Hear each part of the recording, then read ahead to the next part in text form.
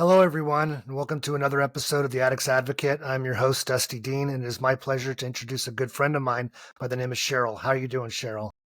Hi, I'm Cheryl, and I'm doing great today. It's a beautiful day outside. Cold, but pretty.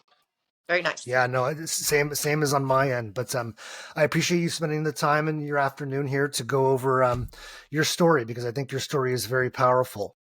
Thank You've had some trials and tribulations going through it. Obviously, the catalyst that got the addiction out of hand is something that I think is important to share as well. And life gets in the way, and sometimes it's difficult to cope with trauma, loss, all those things. And so I feel like your story is very powerful, and I think it will resonate with a lot of people. Oh, well, I hope I can help. I know I certainly learned that life can throw you curveballs, and what you expect is going to happen could happen, or maybe it won't happen. So, Yeah, you know, no, I hear you. I'm going to go ahead and let you just take it from here. Why don't you go ahead and give the audience a little background on yourself and how you got to this place in life? okay. Well, my name is Cheryl. Uh, I am looking forward to a big birthday in August. I'm going to be 60 years old. I grew up in Charlotte, North Carolina, and I was an only child. I am an only child. And neither one of my parents drank, so I didn't come from that kind of background. That was not a part of something I saw regularly. We really only had one person in our extended family. The reason why I'm talking about that, the gene, talk about the alcoholic gene, but we only had one person, which was my maternal grandfather. He was an alcoholic, but other than that, nobody else, kind of leaned into that. Um, I had my first drink when I was about 12 years old, and that was simply because I was curious. I just sneaked into my parents' cupboard, and I don't even know what it was, but I think it was something really stupid like vermouth. I was just curious because it was a bottle that I wasn't allowed to drink from, so I decided to do that. Um, then, as a teenager and a young adult, I did drink socially. Turns out, as I look back quite a bit, that's what we did in the South. That's what we did during that time. That would have been like, let's see, if I was born in 64, so we're looking at like 1980, you know, 80s, 90s. It was just, people always had alcohol at parties and stuff. So I did that. And I'm looking at notes because I looked at some of this stuff earlier. So I drank as a young person, but I never used it as a coping mechanism. That I want to make clear because looking back on my teen years and my young adult years, and then on up before I became, truly deep into alcoholism, it was for fun. It was because other people did it. It was because it was a party. It was a barbecue. It was something, it wasn't to put out pain. It wasn't dealing with trauma. That didn't happen until much later. But as I look back at it, especially after I had children and the mommy groups started getting together and we started doing those lunches where one glass turned into two, or sometimes the mommies would convince me that, hey, Chardonnay has too much sugar, so you ought to be drinking vodka. When I look back on that, I can see now that it was ramping, but I would never have known it at the time. I was in very deep denial that that was going somewhere because I could stop when I wanted to stop. It's no problem. If I didn't want that drink, I just put it down. But it was just always there, so I always did it. And I started to notice, Dustin, that every 6 weeks when it was time for me to get my hair done, because we get our hair colored every 6 weeks, I would kind of have a hangover and I wouldn't want to go do my hair. And I'd be like, wait a minute, every 6 weeks you're in this hangover state? So that was my barometer at first. And then it was Christmas trees. Every time Christmas rolled around, I'd be like, I'm hungover again. Oh no, why every time there's a Christmas tree and it's time to get my hair done? Something is going on, it's too much. So it was slowly sinking in, but still I was in denial. And people can be in denial for a long time. They can fool themselves and trick themselves and tell themselves all sorts of stories and believe it, because you wouldn't have convinced me I was an alcoholic. But I would say at that point I was a fledgling. It was certainly too much. It's certainly not healthy. Now we know women are supposed to have not more than one drink a day, if that. That's what, is considered, a healthy normal for women. So that went on till 2020, and then that is when actually all hell broke loose in 2020 for everybody. COVID hit. We were having to shelter in place. I have a special needs son that grew to be very large. He's 6'5", 250 pounds at the time. And I was sheltering in place with him and having to make him go to Zoom school. That was very difficult. He has autism. So he was not the easy kid. He was rough. He was rough on me. So of course that's an excuse at the end of the day. Let's just drink. You've had a hard day. You've gotten through that situation with him. Now let's unwind. And then my husband, after 25 years, decided to take a different path. And then that was the biggest curveball of my entire life. And to this day, 4 years later, I'm still working on myself so that I can be a better person going through this divorce. I simply started using it to cope. The pain was very, very severe. I should mention I also have a daughter who she is 26 now. She has lifestyle not, I don't want to say issues, that's not the right word. She has lifestyle differences. So she is transgendering. And then so I have a different son and a different daughter than some people have, and a husband who left. And so there I was in in just straight up grief. I was just so grief. I didn't mean to drink and get out of control, but what I noticed, I was so sad that if I drank a little bit, I became a little bit more functional. At first, it actually did help me cope. I was able to interact with people. Of course, I was wearing a mask at all times, wearing that mask. And when the mask came off and when I was with nobody, I would drink and cry and drink and sleep and drink and cry and drink and sleep. And I remember one time somebody calling me and saying, "Are you doing okay?" And I made a joke out of it. And I said, "Yeah, I'm doing great as long as I'm drunk." Still didn't get it. Didn't know I was heading down this rabbit hole. And then time went by, and about 5 months after that, I got breast cancer. So now you're adding a bunch of trauma things. I'm pretty sure I have PTSD from raising an autistic son. I won't even go into the kinds of things I dealt with him, but to say the least, it was not an easy thing. That most people don't have to do that with their children. Um, but we couldn't easily even go to the movies for fear he would throw popcorn, Coke straight up in the air, stuff like that, rocks through windows, and then there's my daughter going through her time of life and times of changes. And then there's my husband who leaves. And then there's me getting sick.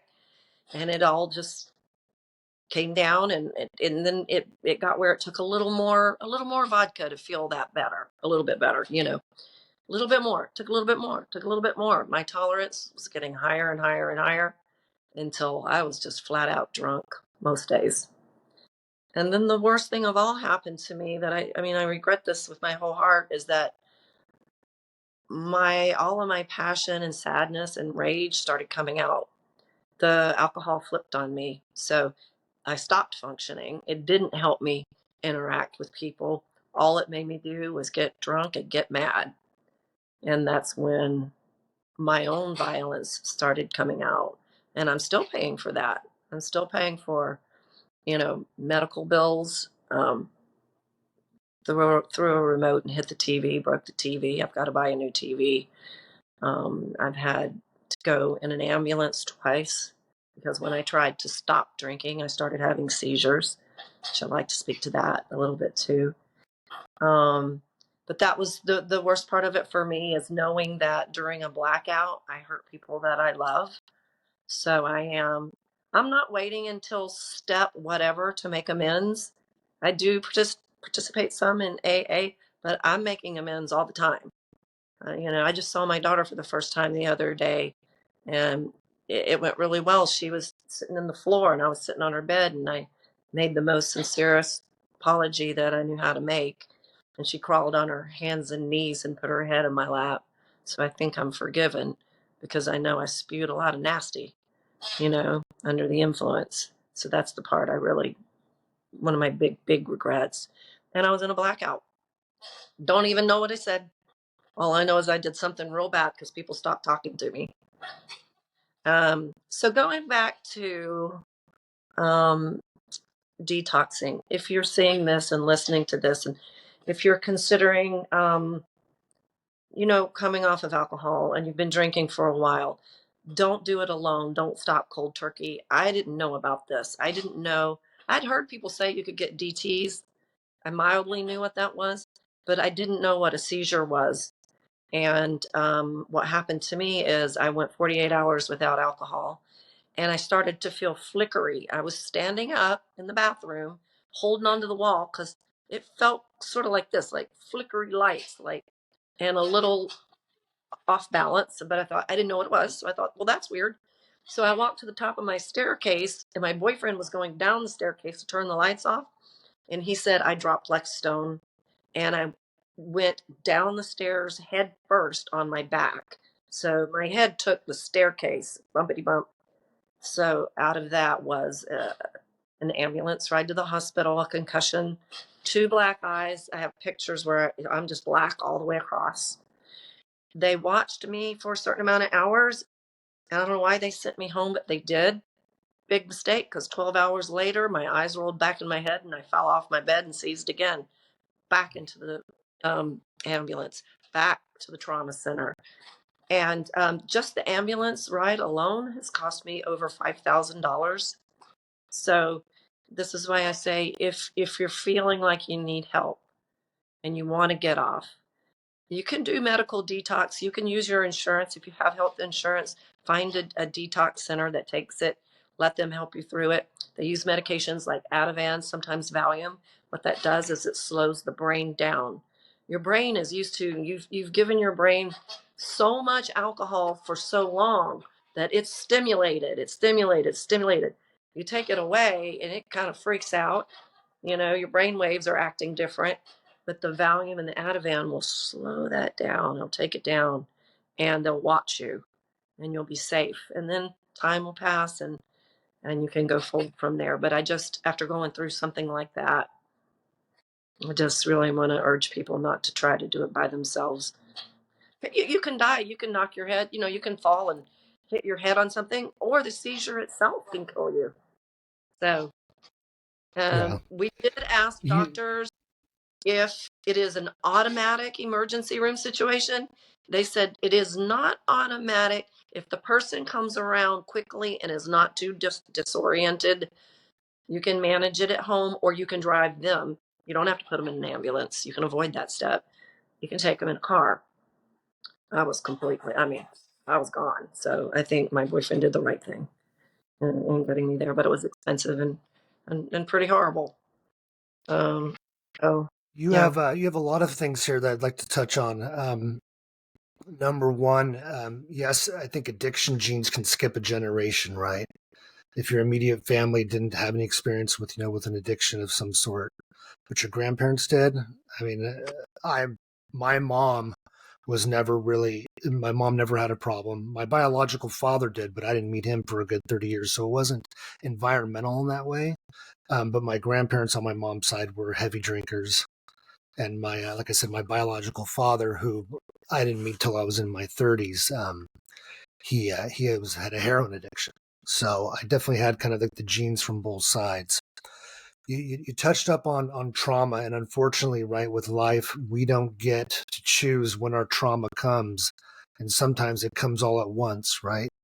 You mentioned the divorce, you mentioned the cancer, obviously the difficulties in raising children whom don't fit that whatever normal means anymore. Um, and so it's sometimes it's a lot to process, right? There's no rest there to grieve one thing and move on to the next, and or be able to work in a silo without all the extraneous circumstances in your life. Um, And you're right. Getting sober can be dangerous if it's not done right. Right. Just as much as not getting sober is very dangerous.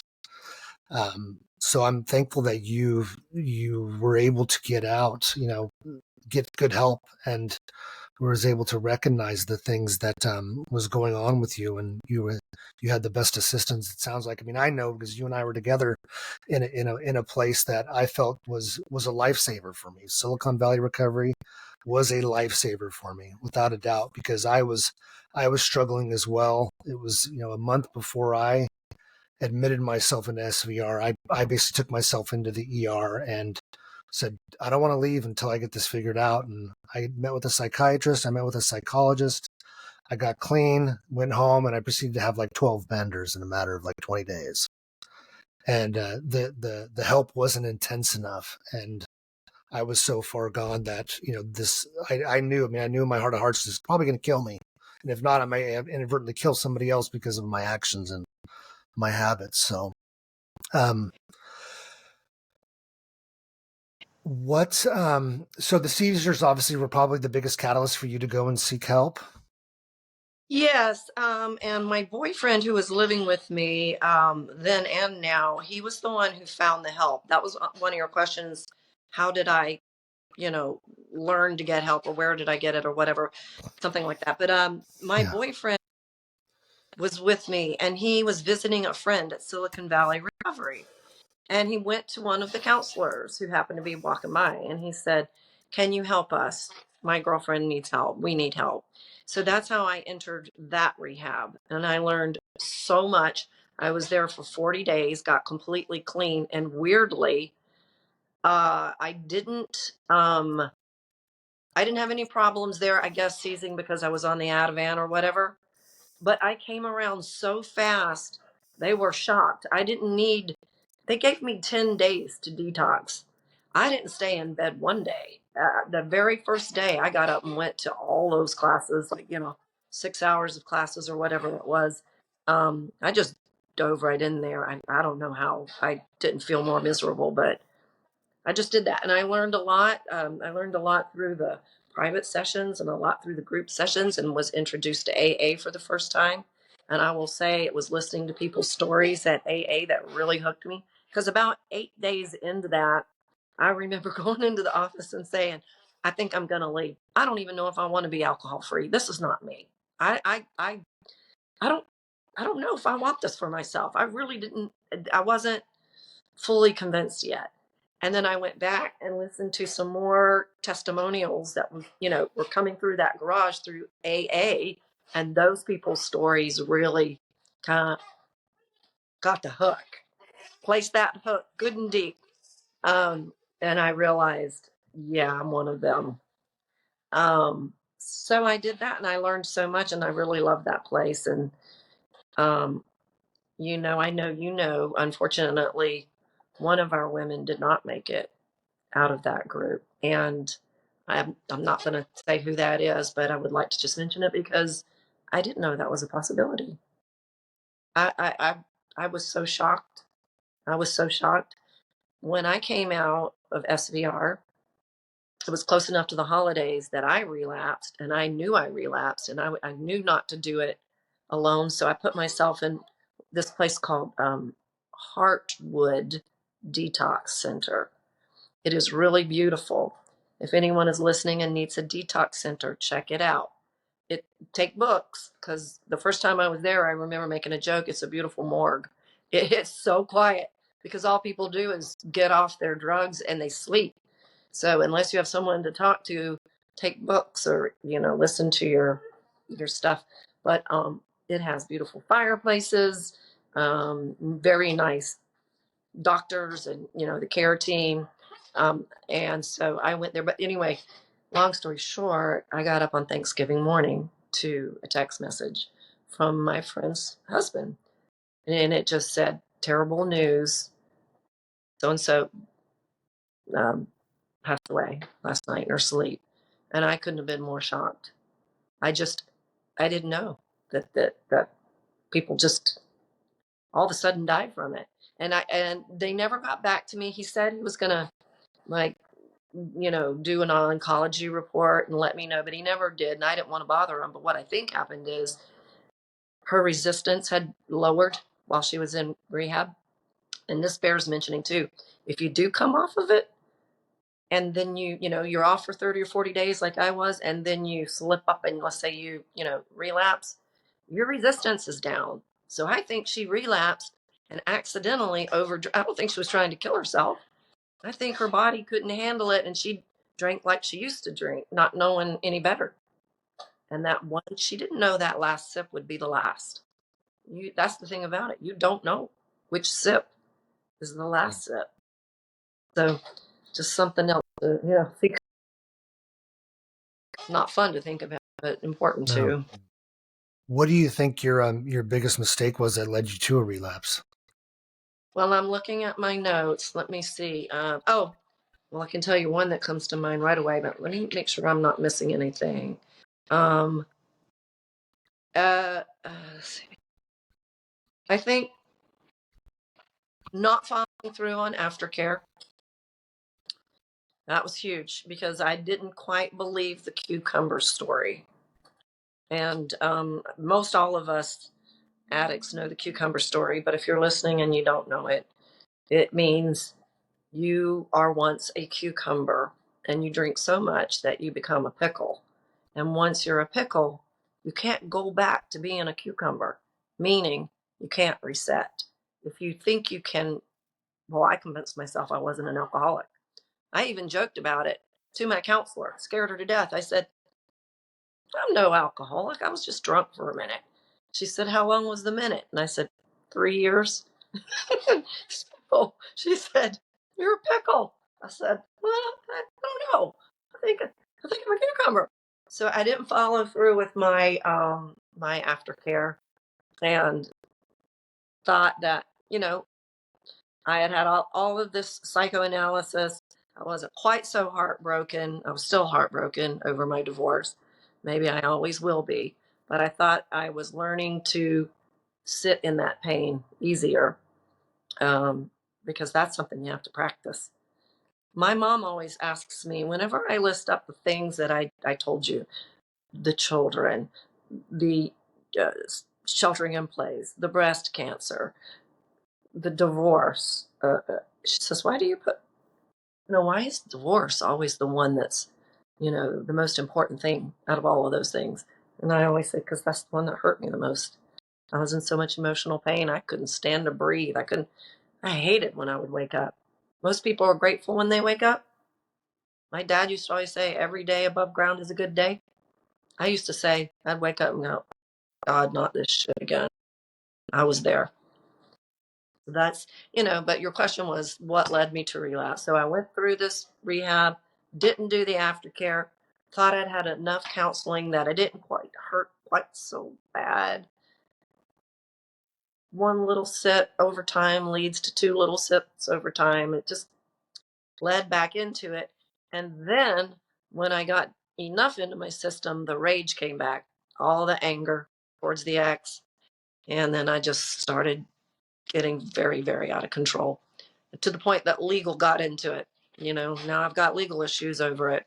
Um, you know, been arrested, gone to jail, been strip searched, whole 9 yards. Got to pay for that. That's because I lipped off at a female officer. Um, I got violent. All the things a person would be disgraced over. And so after those episodes started again, my boyfriend once again stepped in. He found another place, and this one was called Mountain Vista Farms. Highly recommend that too. It is not fancy. If you're able to pack for yourself, if you're not drunk while you're packing, pack as though you're going to a camp, like a kid's camp. It's like that. Cozies. Take your cozies. Um, and it's up in the mountains, lots of rain and fog and all that. But the group sessions, again, phenomenal. The AA sessions were phenomenal. You do have to start each group session with the serenity prayer. I don't know what my higher power is. I don't know what God is. I said that serenity prayer so many times that all of a sudden I realized I was more serene. And that made me realize that I was actually meditating as I was praying. So call it what you want, prayer, meditation, or whatever. But when you have a mantra that you repeat like that over and over, for me, it did sink in, and I became more serene. And I started to realize I want to be a better person. And lots of, got more group therapy there than individual, whereas at SVR, it was probably about the same. So both of those are very worthwhile places.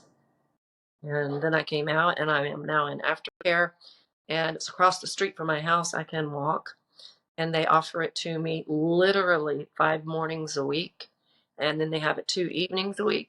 So I go as much as I want. I go there now instead of AA. I'm not quite ready for sponsorship or leading someone else or, taking on 12 steps. But also for people who are listening and may not know this, there's Smart Recovery, there's Dharma, and I believe there's another one. There's another 12-step program. So if you want this type of 12 steps, but maybe you don't want the religious aspect of it, there's others out there. The Smart Recovery leans more towards the Eastern ways of thinking, and that's Dharma. No, sorry. Smart Recovery is more science. That's the science base. It's Dharma that's more the Eastern philosophies.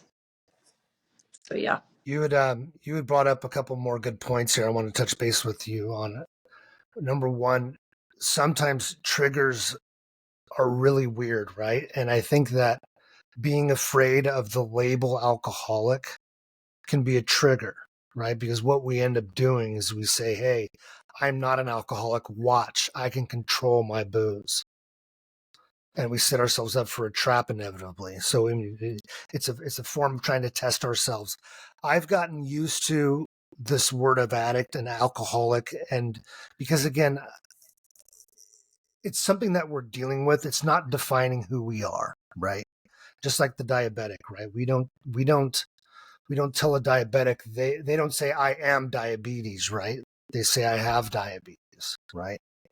I have this thing. It's not what I am. It's just something that's a disorder that I'm struggling with. So I think, removing yourself from those labels and those words and just recognizing that's all they are is just words. And unfortunately, you can't control how people perceive them, but in your heart, right? I mean, being on this side of the coin, recognizing what is alcoholism truly, and that, it's a disease and it's cunning and baffling and it's powerful.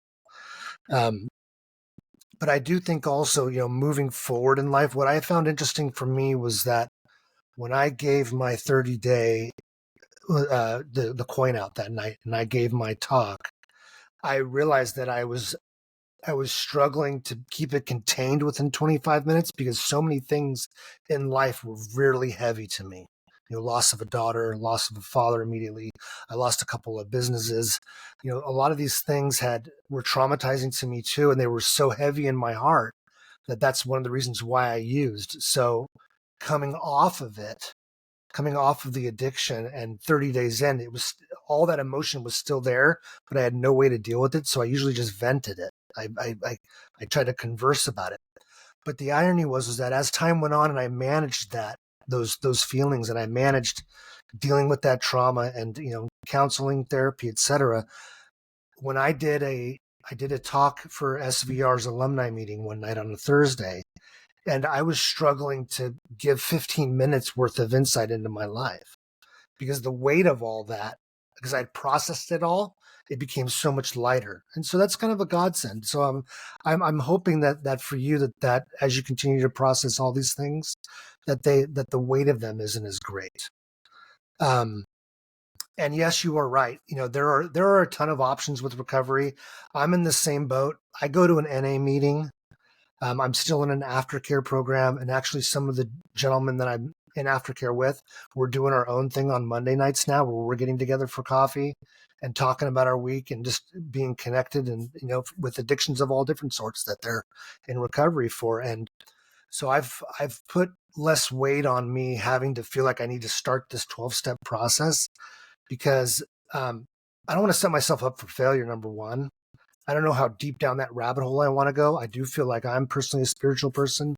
I've done a lot of reconciliation with people in my life.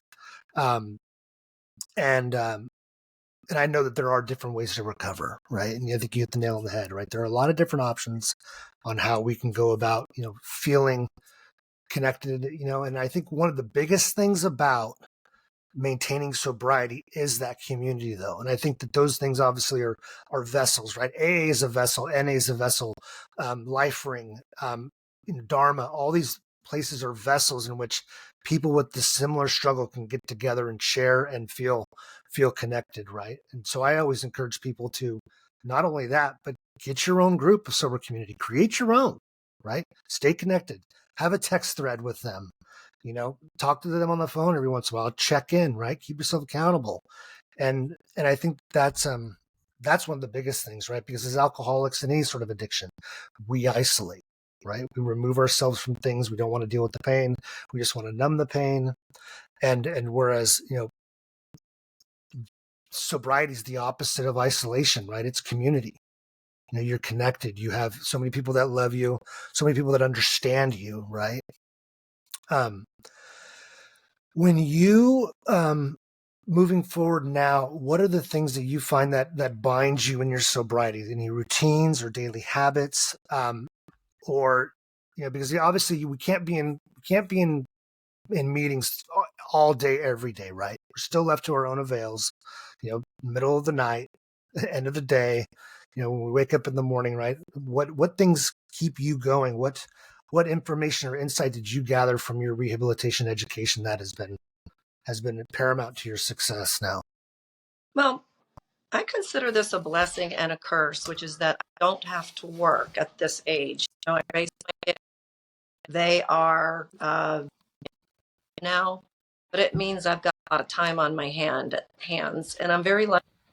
Across, been 3 days setting up my brain, meditating, watching videos, learning some science, hearing people's stories, discussing their situation, discussing my situation. And a lot of it is a deep dive into who we want to be.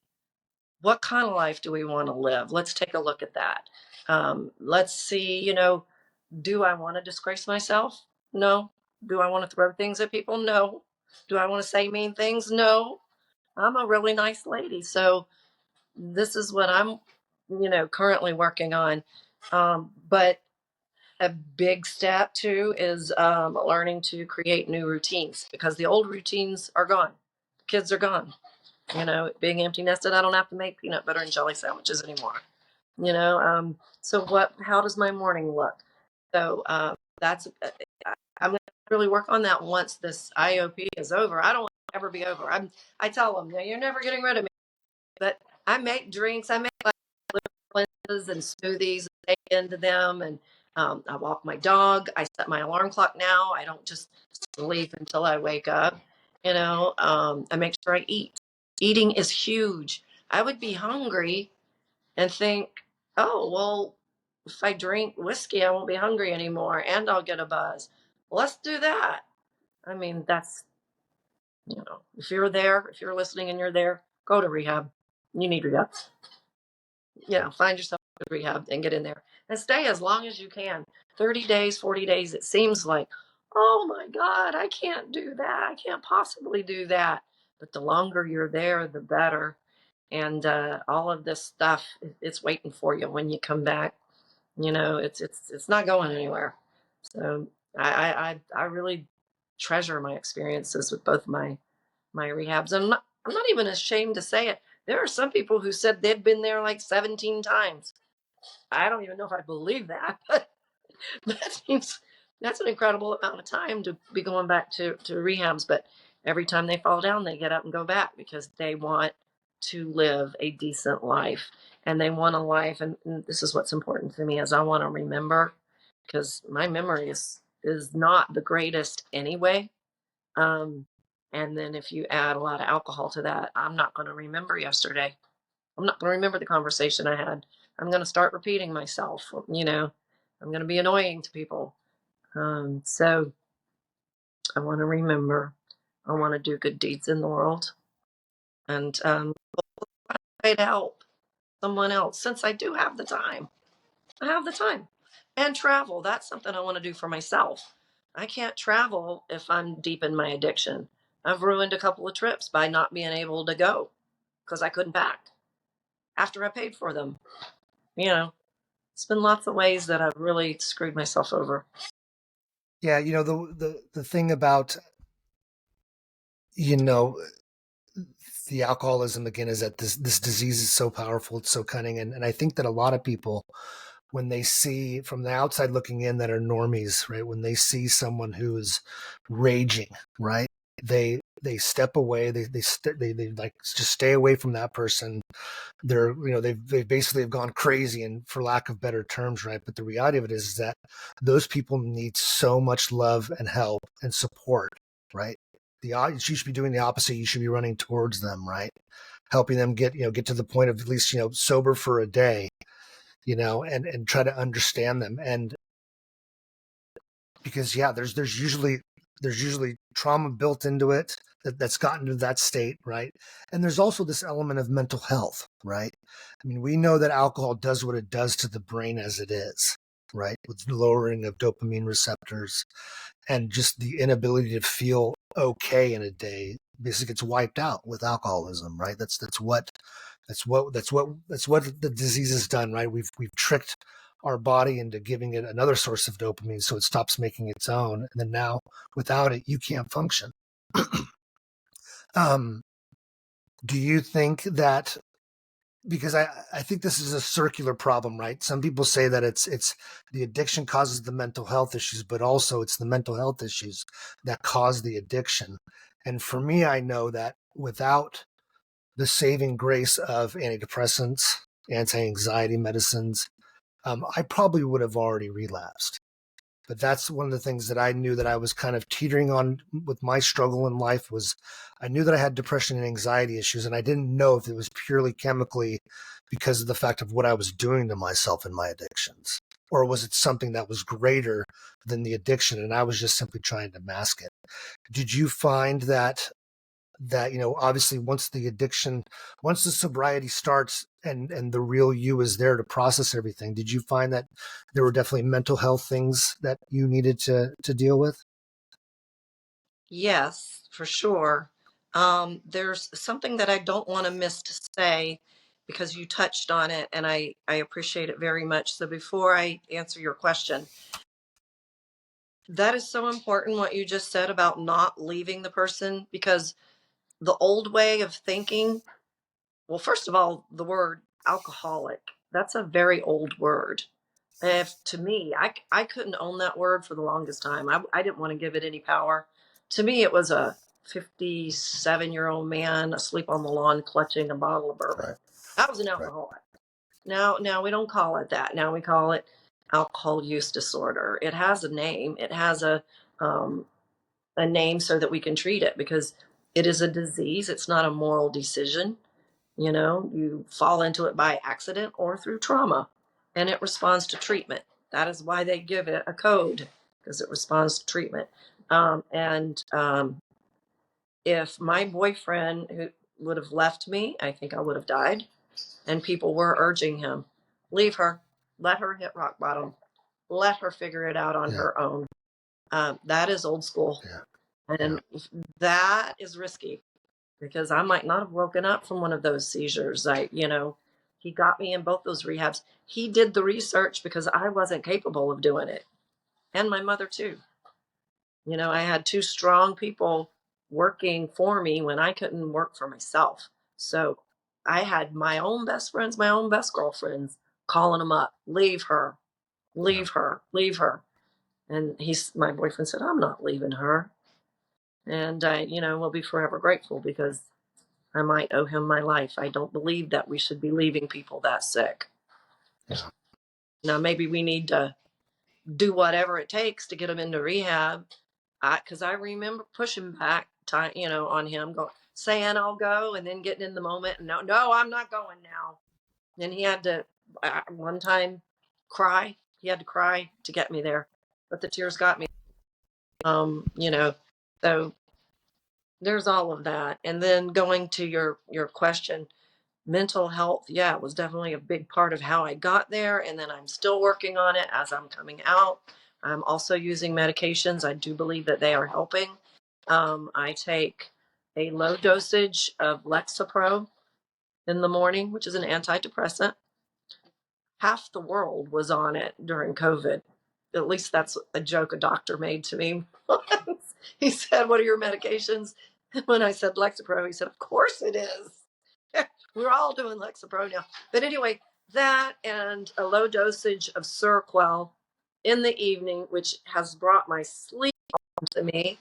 I can't sleep. I'm in that postmenopausal stage where I don't sleep well anyway. And then, the alcohol would, of course, disrupt sleeping patterns. So I have that Seroquel that's a mood stabilizer and pro sleep. And then I have my Lexapro in the morning.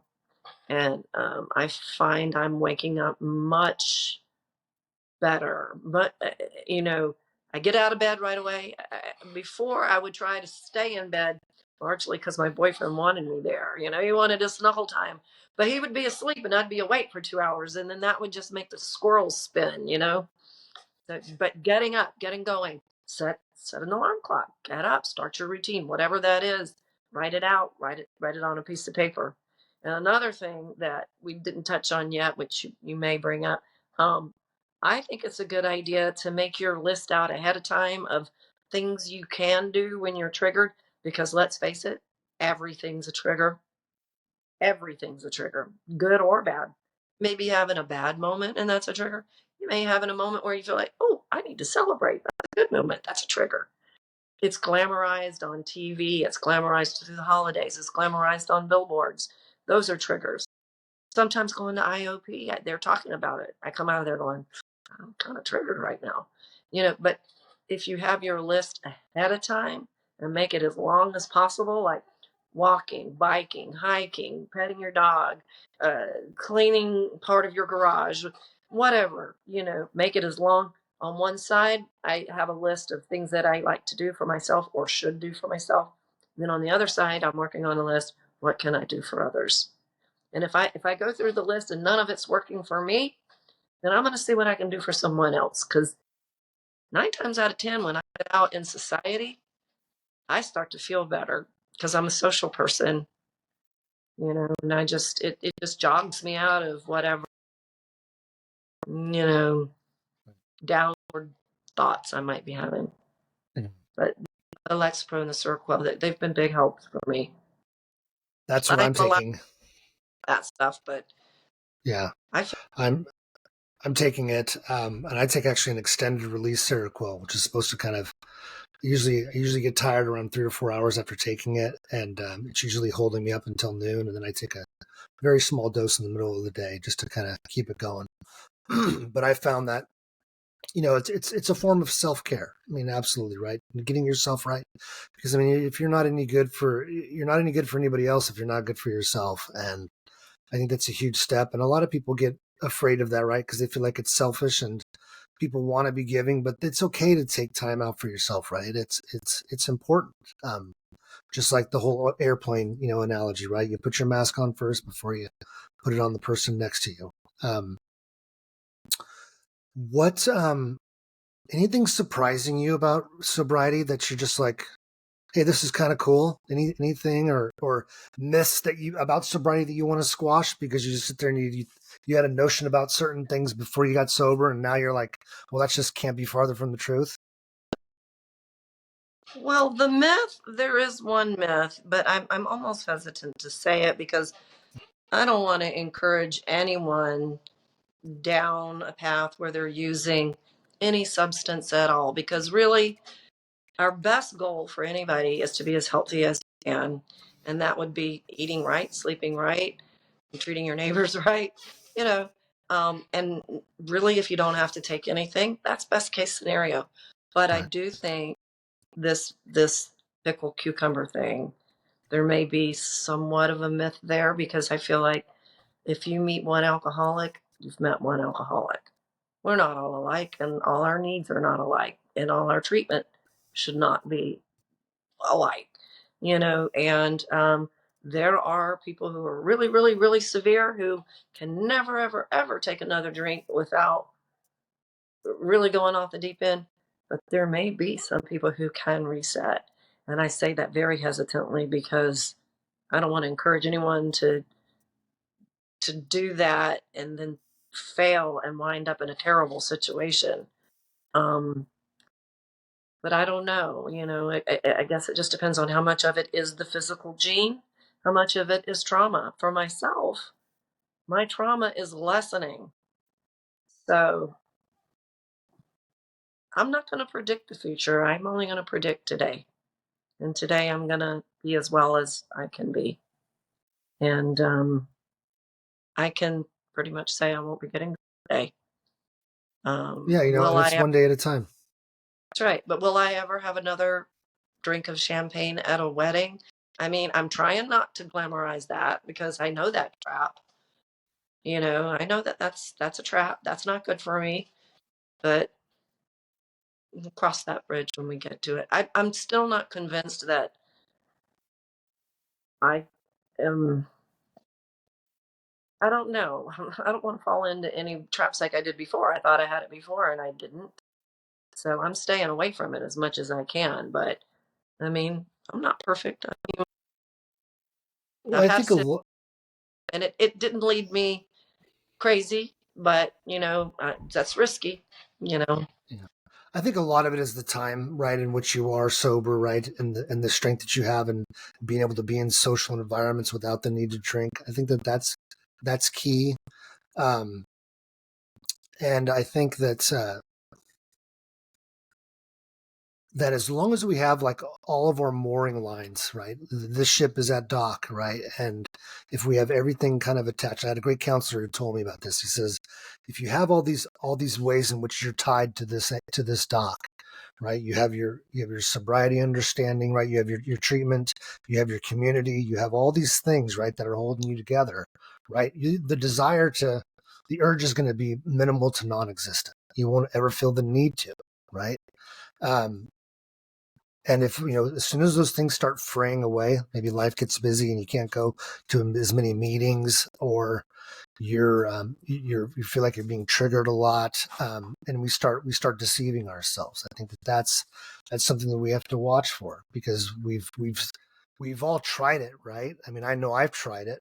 I mean, I've tried it several times before I truly ever went into a treatment center. I mean, I was clean from alcohol for like 6 years, a couple times. And both times it was within a year, I had to basically put it away. And each time after that, it got progressively worse. The descent was much more violent, and it becomes scary. Becomes very scary. That is the riskiest part of it, is that they say you may have another relapse in you, but you don't know if you have another recovery in you.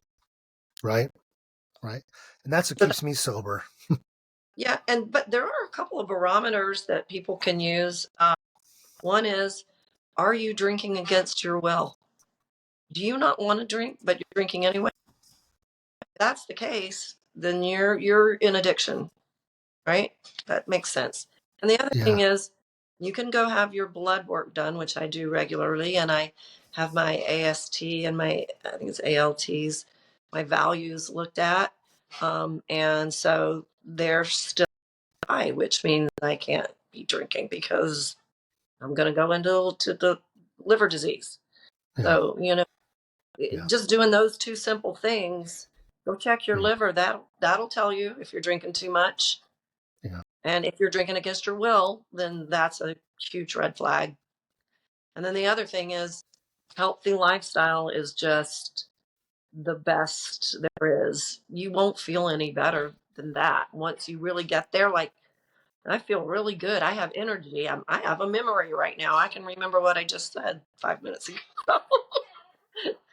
I can. yeah, My window of tolerance is way bigger. I'm not so impatient, and I'm not raging at anybody. I'm still yeah, dealing with some anger issues because I'm so very disappointed with the way my family broke apart. But yeah. but I'm more able to sit in discomfort than I previously was.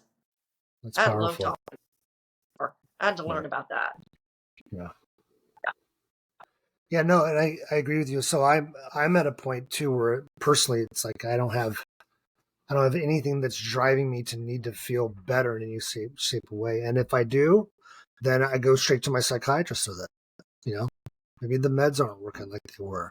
Maybe, and or maybe I need to talk to a psychologist. Maybe I need some more therapy.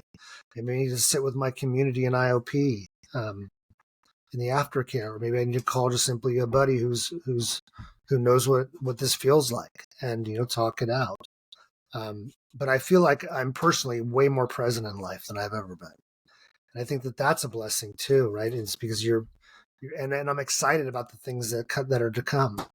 And it's something that for the longest time, I never felt that way. It was just, I was trudging through life, carrying this bloody carcass we call a body and just waiting for the end. And it was very Disgusting. doomsday-ish, right? I Right. know.